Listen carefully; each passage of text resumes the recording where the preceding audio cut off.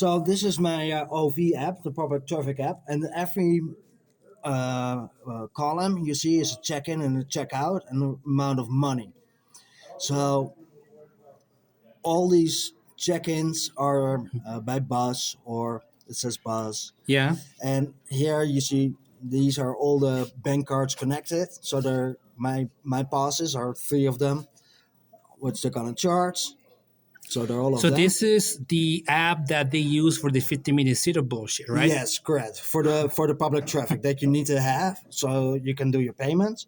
And if I go back, I this is my digital ID.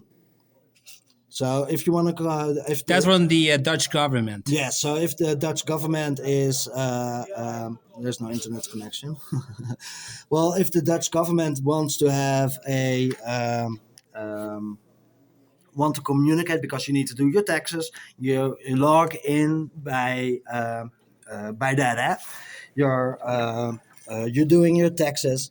It's the digital ID app. And it's funny because governments are pushing the idea of simplicity. Well, it's always fun, and it's always it sounds always really great, and it's really easy. But things that make it easy in the digital world is actually making people stupid because you don't have to think about what you're going to do, and if that's continuing day after day, year after year, decade after decade, you don't know how it's supposed to be. You always have things by the government decided for you. So I'm always saying smart car, smart housing, smart wallet is gonna make you dumb. So don't be Yeah, dumb. absolutely. Basically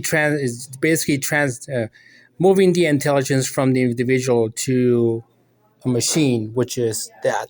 The apps, the government owned apps, yeah, Mhm. it's making you dumb. So this, guys, is a fair warning of what's going to happen if we don't pay attention that much. We are going to end up with an application doing just that.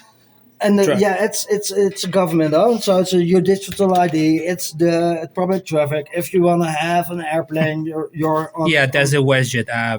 That's the website. If you want to transfer money, it's the Tiki app, their bank app, because Yeah, that I recognize. That's the ING. that's the ING. Well, you need to have that app because there are no bank shops.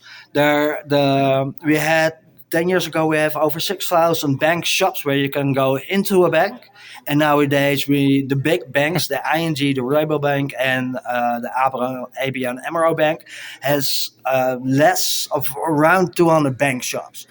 So Like bank shops, you're talking about branches. yeah, so you can actually physically go in a bank shop, having questions or getting money from the bank or deposit money on your bank. Yeah. So there are only ATMs, and there in my city where I live, there are 70,000 people living, and there are maybe 5 or 6 ATMs, and they're closing at 10 o'clock. So if you want to get money out of your bank, you need to do that before. And sometimes there's no cash left over in those register, so you can't get cash. So that's the other things that we need to deal with. Impressive, Digitalization. hey? And people don't know about this stuff until it actually hurts them. Yeah. Well, thanks for coming, and we're going to share the video, and I'm going to release the video I just recorded somewhere like Thursday-ish. So let's stay tuned. Well, thank you, people. Make sure it's going to be shared. Follow freedomcalendar.net. I'm Jasper for CSTV. Follow me and make an effort. Well, thanks. Awesome.